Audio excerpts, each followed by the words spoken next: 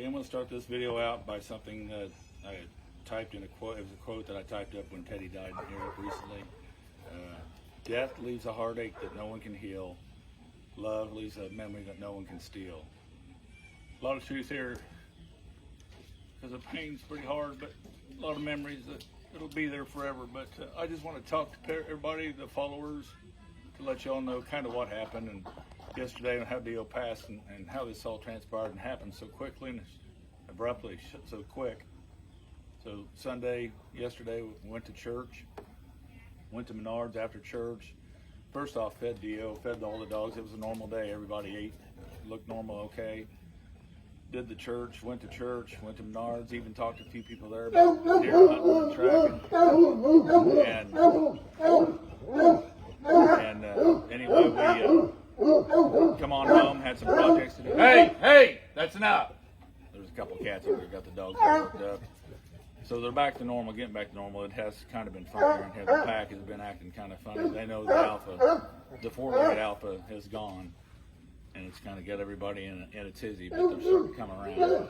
But anyway, we did church, went to Menards, talked to people there, come home, had some projects going on, working on the goat sheds over there and some other things, and it got dark. And it was time to pick up some of the stuff and put it up.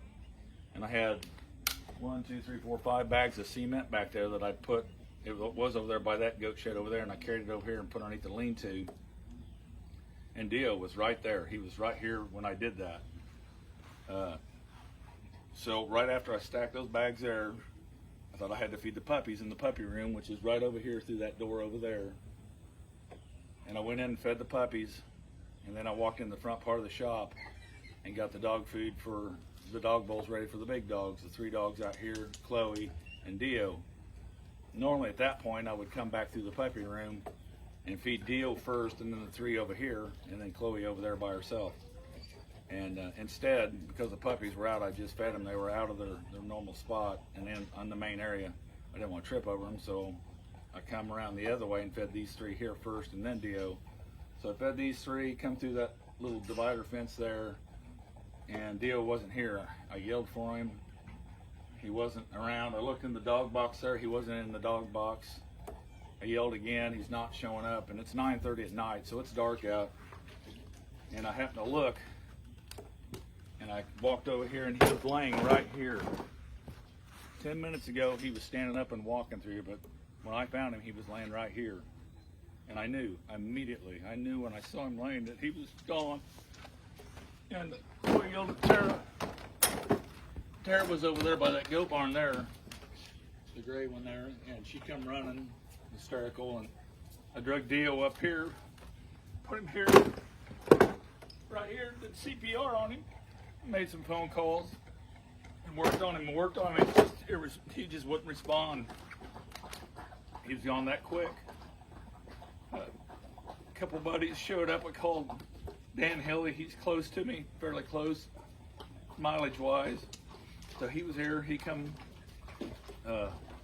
called Gary Easley. Of course, he handles Dios for me and stuff. He's part of Team Dios, and I didn't ask Gary to show up, but he showed up a little later too. And there's that song by Jameson Rogers, "Good Dogs," and a lot of that song means a lot to me.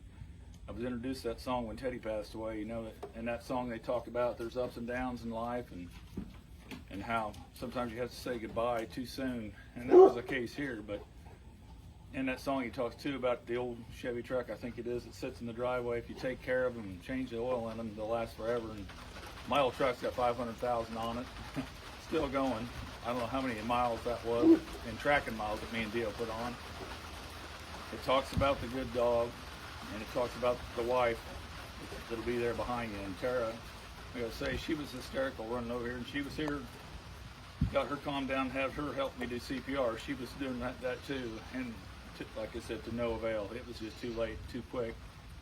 So we took him into FEM Vet Clinic this morning, and we're gonna get him cremated. And from what we're getting, it's pretty certain that there was a heart attack, massive heart attack. There was no suffering. 10 minutes I saw him, he was alive and healthy.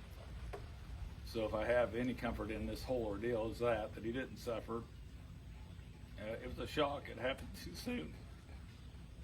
a couple of months ago, we took Dio to the vet. He had a lump on a testicle. I saw it. I thought it looked like a lump. And we took him in and had him examine it, and it was fine. And in my head, I'm thinking, if he's got testicle cancer, then we're going to cut him out. He's 10 years old. We got semen froze up, so he don't need him. So we'll get the cancer out if that's what it was. It ended up not being nothing.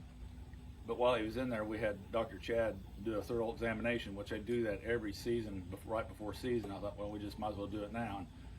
And Chad checked him out. He's a clean bill of health. Dio looked like a 5-year-old dog, not the 10-year-old dog he was. So in human years, Dio was probably like 83 years old at 10.5 years old on the large breed scale, age scale. But he'll be missed dearly by me and by all of us. But still going to track this year. I got the B-dog Jewel that I have trained somewhat, and we're going to pick the pace up with her, of course, because the season's right around the corner. And we'll see how she does. You know, it's going to be all new for her somewhat. But we're going to give it a try. We're not going to stop tracking. You know. I might add that the shirts we're getting made, we're still going to do that. And it's, hey! The shirts we're getting made are still being made. If you want a shirt, the ironic thing of that was it was a big celebration. This is the 10th anniversary and all this, but it's almost like the shirt was made for his death, actually, because it has the born on date and the year he passed on that shirt. So, you know, if you want a shirt, we're still offering that up until August 8th. I think the store closes, but I would appreciate that. If you want that, that's fine. If not, no biggie. But I just want to tell you that it was something that totally went awry here, you know, and didn't expect this from nothing. And you can't predict these things, you know. Dio did look young for his age, but something was wrong on the inside, obviously, and we believe it was his heart more than likely. But I just wanted to tell the story so I wouldn't have to tell the story over and over again so much, and you can share if you like, you know, I appreciate that. It's hard, it's not easy. You all know, most of you probably been through it, and there'll be others faces too, so pray for them, pray for everyone. So thank you.